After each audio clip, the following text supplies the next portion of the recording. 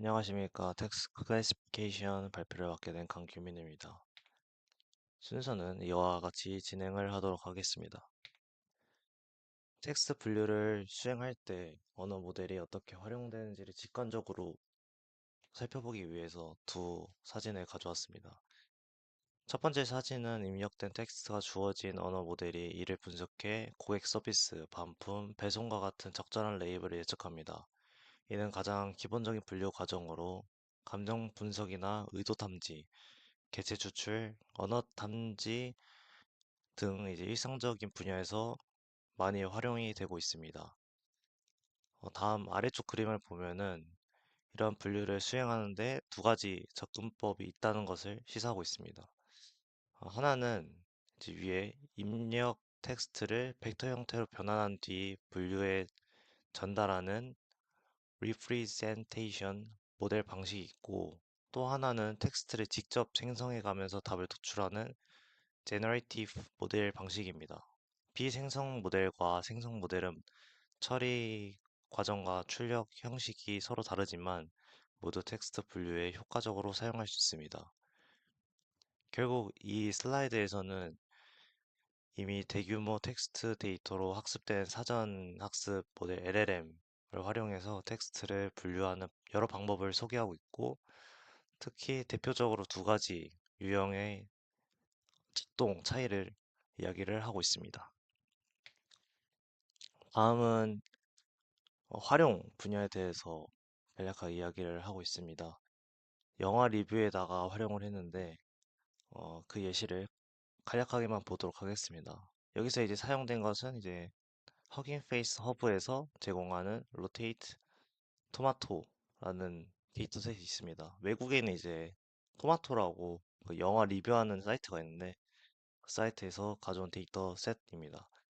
긍정 리뷰는 5,331개, 부정 리뷰는 5,331개로 구성이 되어 있고 각각 리뷰에는 레이블이 달려 있습니다. 레이블이 1이면은 긍정, 0이면 부정을 의미를 합니다. 데이터셋은 이제 크게 훈련, 검증, 테스트, 뭐 영어라면 train, validation, 테스트가 되겠죠. 이렇게 세 가지로 나누어서 제공이 되고 있고, 모델을 학습할 때 훈련 세트를 사용을 하고, 학습된 모델 성능을 확인할 때는 테스트 세트를 사용을 해서 성능을 확인을 합니다. 그리고 검증 세트는 파라미터 조정이나 추가적인 성능 평가를 할 때 활용을 할 수 있겠죠.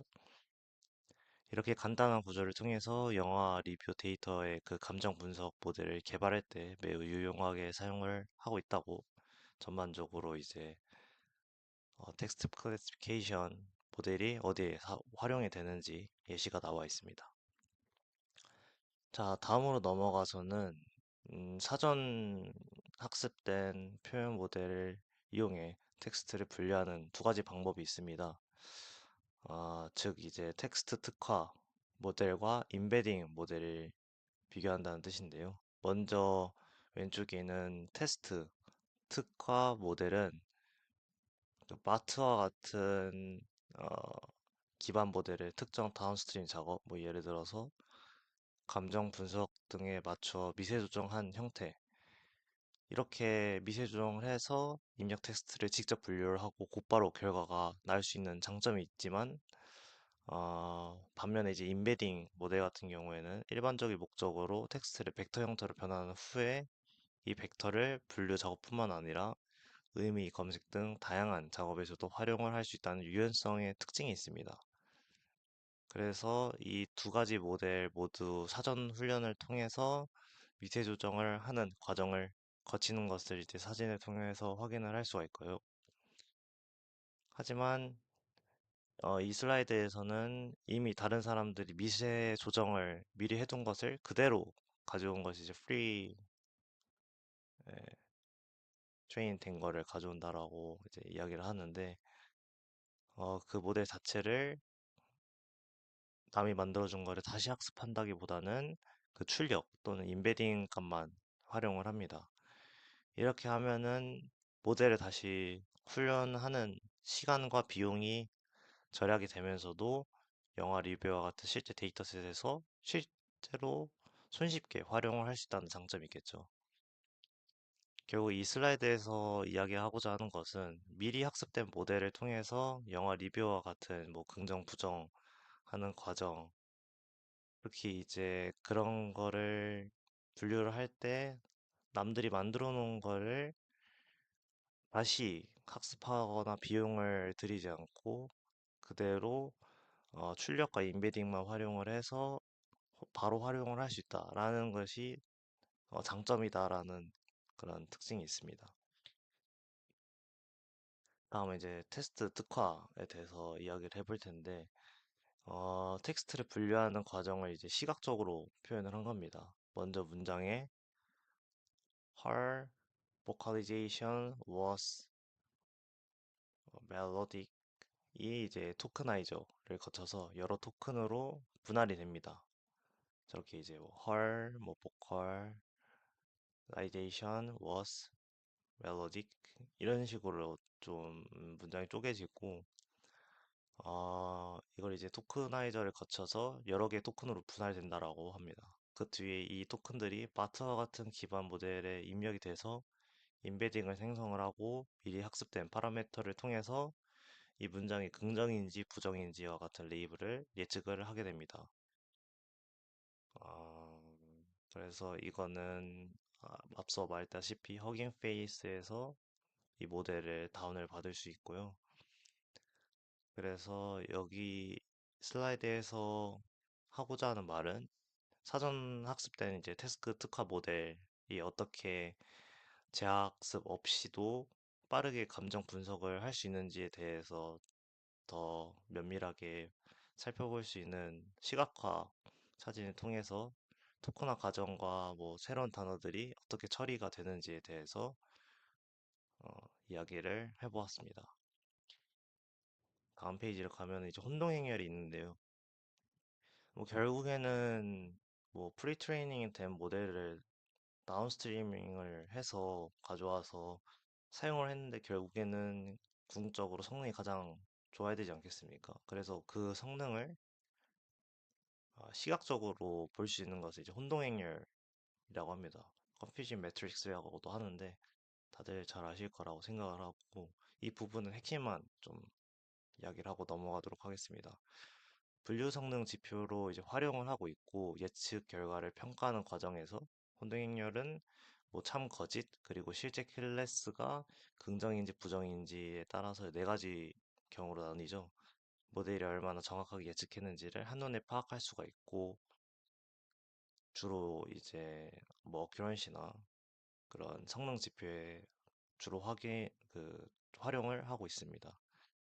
이러한 혼동 행렬은 이제 정밀도, 재현율, 정확도, 뭐 프리시션, 리콜, 어큐런시, 그리고 F1 스코어 같은 성능 지표를 계산할 때 사용을 하고 어, 잠깐 이제 뭐 정밀도, 재현율, 정확도 이런 성능에 대해서 이야기를 해보면 정밀도 모델이 긍정이라고 예측하는 리뷰 중 실제로 긍정인 비율, 그리고 재현율은 실제로 긍정인 리뷰 중 모델이 긍정으로 제대로 잡힌 비율, 정확도는 전체 리뷰 중 정답을 맞힌 비율, F1 스코어는 정밀도와 재현율 간의 균형을 반영해 모델의 전반적인 성능을 평가를 합니다.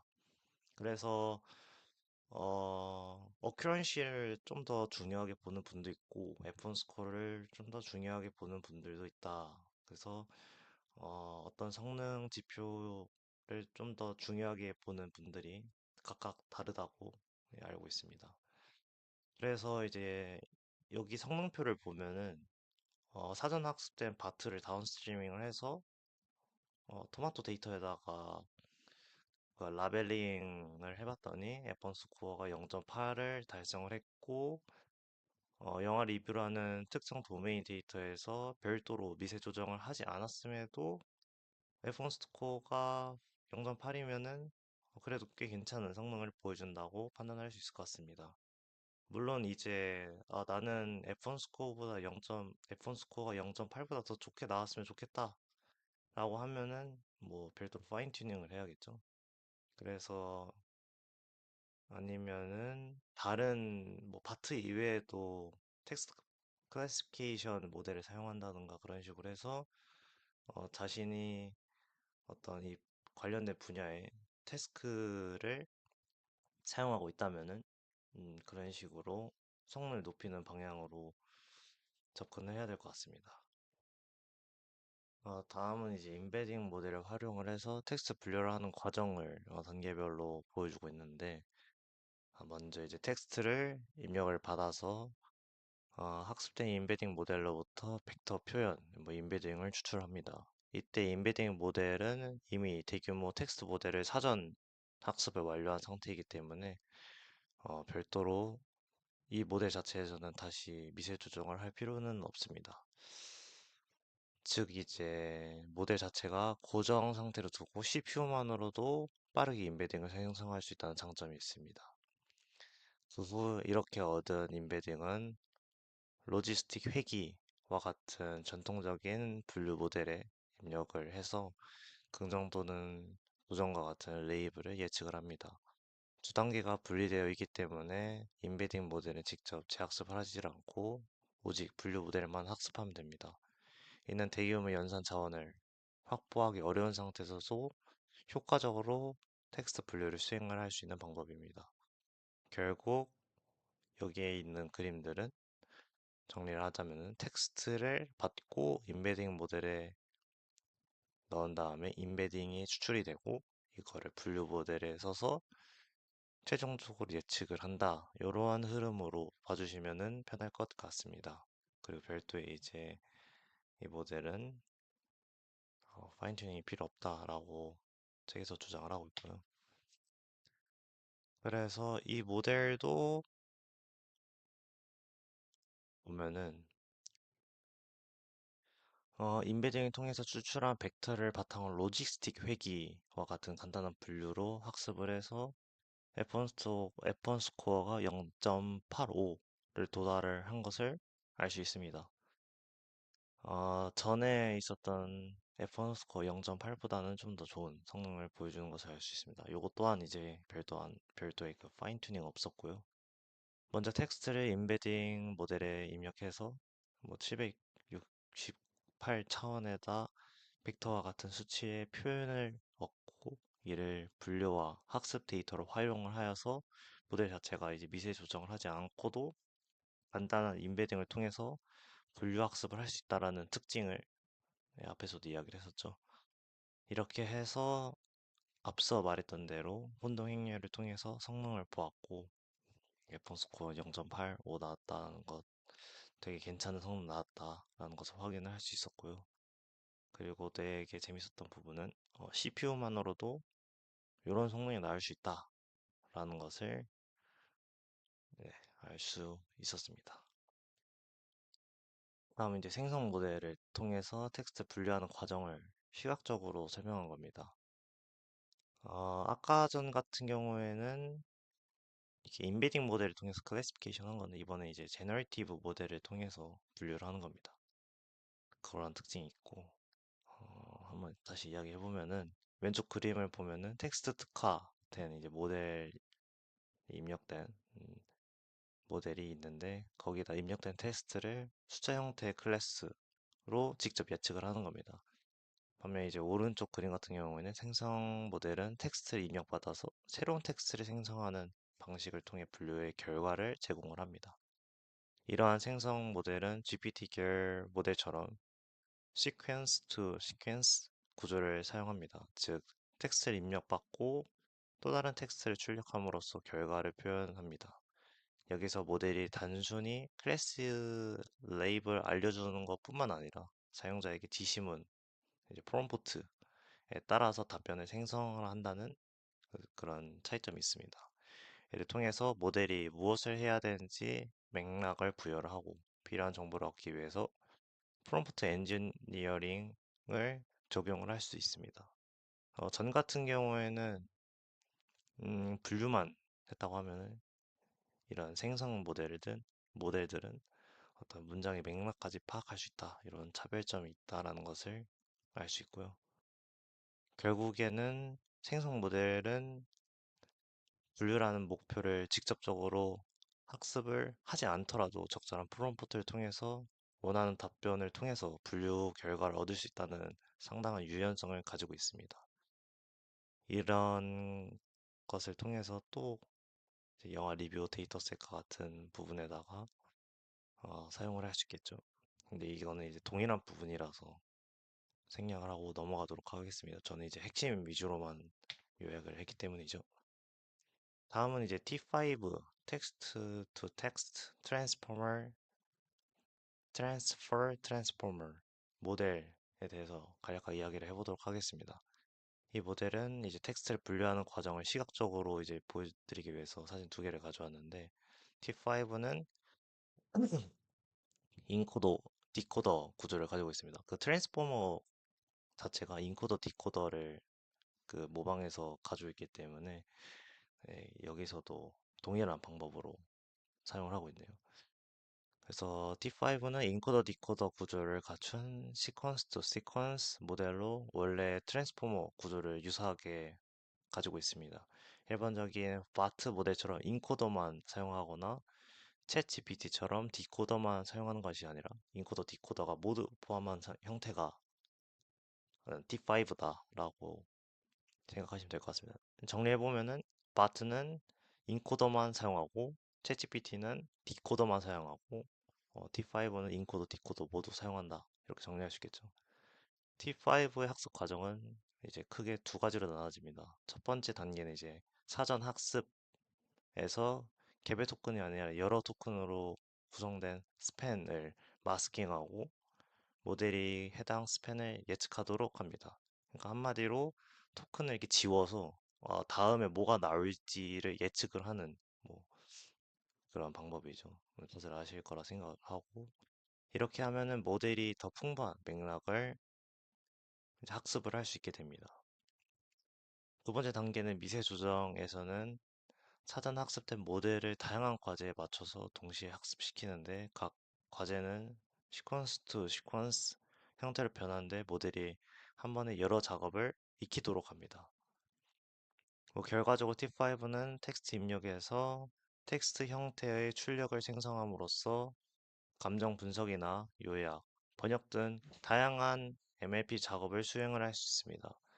텍스트 분류 과정에서 이 리뷰는 긍정적인가 부정적인가라는 뭐 질문을 받으면은 답변을 통해서 텍스트를 생성을 하는 분류 결과를 얻을 수 있습니다. 이러한 생성 모델의 장점은 프롬프트 엔지니어링과 같은 다양한 분야에서 결합될 수 있고 다양한 형태의 입력과 출력을 유연하게 다룰 수 있다는 장점이 있습니다. 다음 페이지 넘어가면은 T5 Plant T5 모델에 대해서 이야기를 해보도록 하겠습니다. 텍스트 분류를 활용하는 과정을 시각적으로 표현한 사진을 가져왔습니다. T5를 다양한 과제를 동시에 학습할 수 있도록 각 작업을 시퀀스 투 시퀀스 형태로 변환하여 미세 조정을 진행합니다. 사진에서 볼 수 있듯이 번역, 뭐 문법 교정, 요약 등 여러 작업들이 텍스트 형태의 지시문을 통해서 이에 맞춰서 텍스트를 생성하는 것을 알 수가 있습니다. 이러한 접근 방식을 이제 한층 더 확장을 해서 수천 개의 작업을 통해 미세 조정 과정을 포함해서 플랜 T5 계열의 모델이 탄생을 했습니다. 이 모델들은 다양한 지시물을 처리하도록 학습되어 있기 때문에 영화 리뷰와 같은 새로운 텍스트 분류 작업에도 손쉽게 적용을 할 수 있습니다. 실제로 이제 트랜스포머 라이브러리의 파이프라인 텍스트 투 텍스트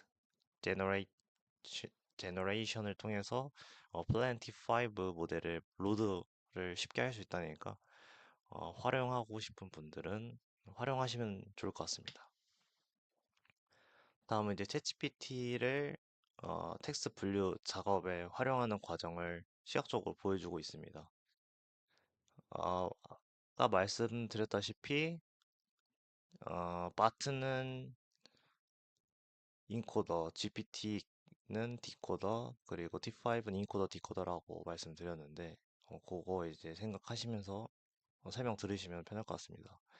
챗 GPT 내부의 그 구조는 완벽하게 오픈되어 있지 않습니다. 네, 오픈 AI인데 네, 닫힌 소스고 기본적으로 GPT 계열은 디코더 기반이고 이 구조를 바탕으로 사용한다고만 알려져 있습니다. 네. 이제 그림이 아니고 사진을 보면은 오픈 AI에서 먼저 사람이 작성한 지시문과 원하는 정답, 뭐 출력값이죠. 이걸 짝지어가지고 지시 기반 미세 조정을 수행을 합니다. 이 과정을 통해 모델이 직접 질문에 대한 바람직한 형태의 답변을 학습을 하게 됩니다. 그 다음으로 모델이 학습한 여러 답변을 통해서 사람들이 선호도 좀 잘하는데 그 선호도 순서대로 나열을 부탁을 해서 이 선호 데이터를 통해 모델을 다시 미세 조정을 합니다. 한마디로 이제 출력값을 사람이 조정을 하는 거죠. 이를 이제 선호도 튜닝이라고도 합니다. 모델이 단순히 정답을 맞추는 것 이상으로 사람이 읽기에 더 자연스럽고 도움이 되는 응답을 생성을 하는 것을 유도를 합니다. 결국 이러한 과정을 거쳐서 챗GPT가 탄생을 하게 됩니다.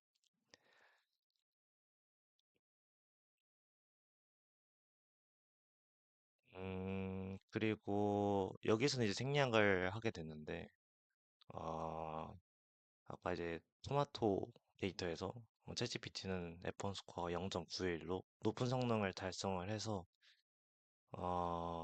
여기서 더 조금 좋은 성능을 발휘를 하고 싶다. 그러면 이제 뒷장에 이제 챕터 12에 좀 더 자세한 파인 튜닝 내용이 있다고 하니 궁금하신 분들은 챕터 11을 먼저 공부하시는 것도 추천드리도록 하겠습니다. 네, 지금까지 텍스트 클래시피케이션에 대해서 간략하게 이야기를 해봤는데요. 최종적으로 이야기를 하면서 마무리를 하도록 하겠습니다. 텍스트 분류에 대한 이번 장의 핵심 내용을 간략하게 정리해보자면은 먼저 모델들을 전부 미세 조정하거나 아예 조정하지 않는 등 다양한 방식으로 텍스트를 분류하는 기법을 다뤘습니다. 이제 파인 튜닝 안 한 다운스트림 모델을 이야기하는 거고요. 텍스트 분류는 단순해 보이지만 실제로는 좀 되게 특이한 티콘을 이렇게 잘라서 뭐 마스킹을 한다든가 이런 식으로 다른 분야에서는 찾아보기 어려운 그런 방법을 사용을 하고 있고 그 감정 분석을 예시로 들면은 입력 데이터에 레이블 할당을 해서 표현 모델과 생성 모델을 모두 소개를 하였고 표현 모델은 텍스트 특화 모델과 임베딩 모델 두 가지를 살펴봤습니다. 생성 모델로는 플레이트는 뭐 T5와 같은 오픈 소스 인코더 디코더 모델과 GPT와 같은 이제 닫힌 소스 디코더 모델을 사용해 분류 작업을 수행하는 방법을 설명을 했습니다. 그래서 이 챕터 4 텍스트 클래시피케이션이 이제 여러분들에게 드리는 시사점은 사전 학습된 모델을 활용하여 추가 데이터 없이도 효율적으로 감정 분석을 할 수 있음을 확인을 했고, 이제 다음 장에서는 비주도 학습을 통해서 텍스트 분류 기법을 다룰 예정이라고 합니다. 즉 이제 라벨이 없는 텍스트 데이터를 어떠한 정보를 추출하고 어떻게 군집하고 그 군집을 어떤 주제로 묶을지에 대한 방법이 있으니 다음 챕터도 재밌게 들어주시면 감사할 것 같습니다. 지금까지 텍스트 클래시피케이션 발표를 맡게 된 강규민이었습니다. 감사합니다.